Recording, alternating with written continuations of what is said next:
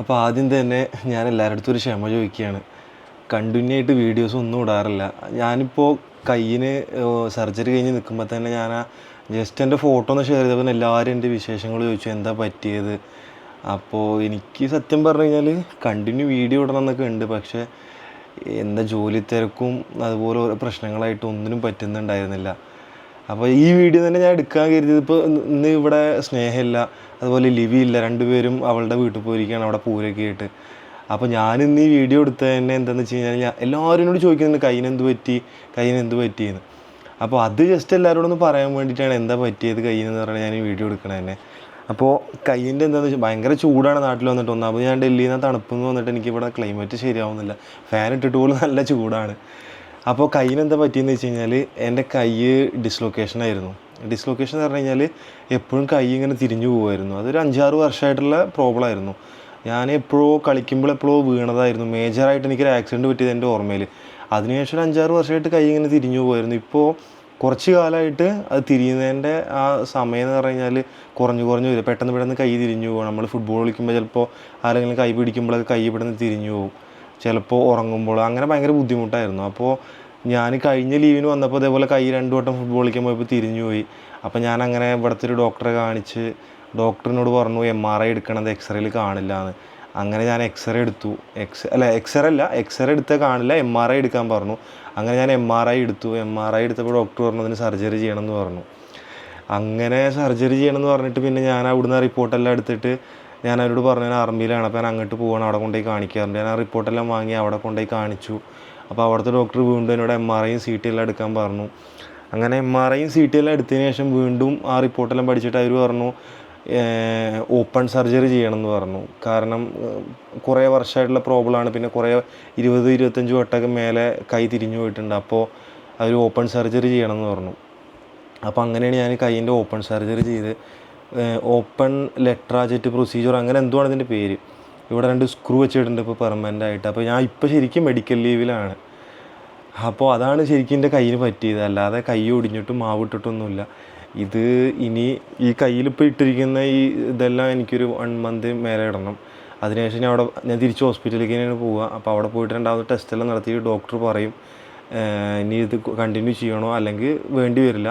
പക്ഷേ ഡോക്ടർ ആദ്യമേ സർജറിയുടെ മുന്നേ പറഞ്ഞ് കൈ പഴയ പോലെ എല്ലാ ആക്ടിവിറ്റി ചെയ്യണമെന്നുണ്ടെങ്കിൽ 1 വർഷം എടുക്കുമെന്നാണ് പറഞ്ഞത്. പിന്നെ നമ്മൾ എക്സസൈസ് എല്ലാം ചെയ്ത് അതിനുള്ള മരുന്നും എല്ലാം കഴിച്ചിട്ട് നമുക്ക് അതിൻ്റെ പെട്ടെന്ന് റിക്കവർ ആവാൻ പറ്റും. അത് കയ്യിനെന്ന് പറഞ്ഞു കഴിഞ്ഞാൽ സത്യം പറഞ്ഞു കഴിഞ്ഞാൽ എൻ്റെ കയ്യിൻ്റെ പവറെല്ലാം നഷ്ടപ്പെട്ടു. അതായത് വലത്തെ കൈയാണ്. നമ്മളിപ്പോൾ ബാഡ്മിൻ്റൺ കളിക്കാൻ പോകുന്നത് നമുക്ക് അടിക്കുമ്പോൾ പവറില്ലാതെ, അതുപോലെ പുഷപ്പ് ഒന്നും എടുക്കാൻ പറ്റാതെ, അങ്ങനെ കുറേ പ്രശ്നങ്ങളായി. അതാണ് ഞാൻ കയ്യിൻ്റെ പെട്ടെന്ന് സർജറി കഴിഞ്ഞത്. അതുപോലെ തന്നെ വേറെ വിശേഷം എന്ന് പറഞ്ഞാൽ ഡൽഹിയിൽ ഞാൻ ക്വാർട്ടറെല്ലാം വെക്കേറ്റ് ചെയ്ത് സ്നേഹയും കുട്ടി ഇപ്പോൾ ഇങ്ങോട്ട് ഷിഫ്റ്റായി നാട്ടിലേക്ക്. ഞാനിനി ഹോസ്പിറ്റലിൽ ഓക്കെ ആണെന്ന് പറയുകയാണെങ്കിൽ ഞാൻ ഡയറക്റ്റ് ജമ്മുവിൽ പോകും. കാരണം എൻ്റെ യൂണിറ്റ് ഇപ്പോൾ ജമ്മുവിലാണ് ഉള്ളത്.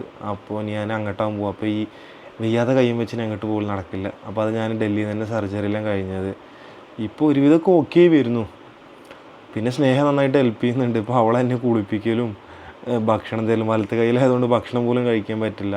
പിന്നെ ഫ്രണ്ട്സ് എല്ലാവരും ഹെൽപ്പ് ചെയ്യും. എങ്ങോട്ടെങ്കിലും പോകാനാണെന്നുണ്ടെങ്കിലും ഫ്രണ്ട്സ് എല്ലാവരും വിളിച്ചിട്ട് അവർ കൂടെ അങ്ങനെ പോകും. ടൈം പാസ് ആവുന്നുണ്ട്. പക്ഷേ വണ്ടിയൊന്നും ഓടിക്കാൻ പറ്റില്ല, അതൊക്കെ മെയിൻ പ്രശ്നം. പിന്നെ വീട്ടിൽ തന്നെയാണ് ഫുൾ ടൈം. സ്നേഹം ഉണ്ടിച്ച് ഒന്നും കൂടി രസമായിരുന്നു വീഡിയോ. അവളും കുട്ടിയില്ല, ലിവിയില്ല, അവളെ വീട്ടിലാണ്. ഇന്ന് വൈകുന്നേരം വരുന്നുണ്ടാവും. ഇന്ന് വൈകുന്നേരം ഞാൻ പോയിട്ട് കൊണ്ടുവരണം. കുറേ കാലമായി വീഡിയോ എടുക്കലില്ല, ഓരോരോ പ്രശ്നങ്ങളായിട്ട്. ഞാൻ ഹോസ്പിറ്റലിൽ കുറേ ദിവസം അഡ്മിറ്റ് ആയിരുന്നു. അത് കഴിഞ്ഞിട്ട് ക്വാർട്ടർ ഷിഫ്റ്റിങ്ങിൻ്റെ പാക്കിങ് കാര്യങ്ങൾ തിരക്ക്. പിന്നെ എൻ്റെ അച്ഛനും അമ്മയെല്ലാം വന്നിരുന്നു അങ്ങോട്ട് ഇതാക്കാൻ വേണ്ടിയിട്ട്. പിന്നെ കുട്ടിക്ക് കുറേ ദിവസം സുഖമില്ലാതെ കുട്ടി അഡ്മിറ്റായിരുന്നു. സത്യം പറഞ്ഞാൽ കഴിഞ്ഞ വർഷമൊന്നും ഒരു നല്ല വർഷമായി തോന്നിയില്ല. ഈ വർഷം സ്റ്റാർട്ടിങ്ങും ഇങ്ങനെ തന്നെയാണ്. ഇനി ഈ വർഷം എന്താവുന്നാവും. അപ്പോൾ ഇതൊക്കെയാണ് എനിക്ക് പറ്റിയതും എൻ്റെ ഇപ്പോഴത്തെ വിശേഷങ്ങളെന്ന് പറഞ്ഞു കഴിഞ്ഞാൽ. പക്ഷേ ഇനി നമുക്ക് അടുത്ത ലീവൊക്കെ സെറ്റാവും.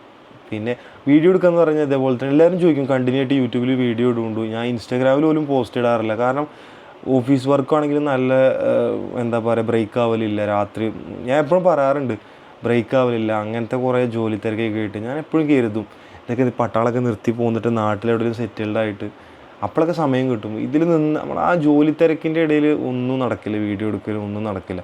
പിന്നെ എൻ്റെ ഈ ഇൻട്രസ്റ്റ് അതായത് ഈ വീഡിയോ ഒന്നും ഇടാനുള്ള ഒരു ഇത് നിന്നപ്പോൾ സ്നേഹിക്കും അതുപോലെ എൻ്റെ കൂടെ നിന്നിട്ട് അവൾക്കും, അല്ലെങ്കിൽ അവളെപ്പോഴും പറയും വീഡിയോ എടുക്കാമെന്ന്. ഇപ്പോൾ അവളും എൻ്റെ ഒപ്പം കൂടി അവൾക്കും ഓരോ തിരക്കായിട്ടൊന്നും പറ്റാതെ.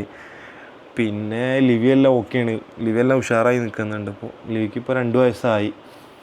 പിന്നെ ഇനിയിപ്പോൾ ഇവിടെ തന്നെ സ്നേഹം കൂട്ടി ഉണ്ടാകും കുറച്ച് കാലം. ഞാൻ അവിടെ ക്വാർട്ടർ വയ്ക്കണോ എന്നുള്ള കാര്യം ഇനി അവിടെ പോയി നോക്കട്ടെ. അവിടുത്തെ എങ്ങനെയാണ് സിറ്റുവേഷൻ, എൻ്റെ ജോലിയെല്ലാം എങ്ങനെയാണ് നോക്കിയതിന് ശേഷം അതിൻ്റെ ഒരു തീരുമാനം എടുക്കുള്ളൂ. പിന്നെ കുറേ കുറേ പ്ലാനിങ്ങുകളൊക്കെ നടത്തുന്നുണ്ട്. അതൊക്കെ ഇങ്ങനെ വഴി പറയേണ്ടി. ഞാൻ കയ്യിൻ്റെ കാര്യം കുഴപ്പമില്ല. ഡോക്ടർ പറഞ്ഞു ഇപ്പോൾ ഞാനിവിടെ സ്റ്റിച്ചെല്ലാം എടുത്തിട്ടുണ്ട്. എൻ്റെ ഇവിടെ ആയിട്ടാണ് ഇതൊക്കെ വരുന്നത്. അങ്ങനെ വീഡിയോയിൽ കാണുന്നുണ്ടാവില്ല.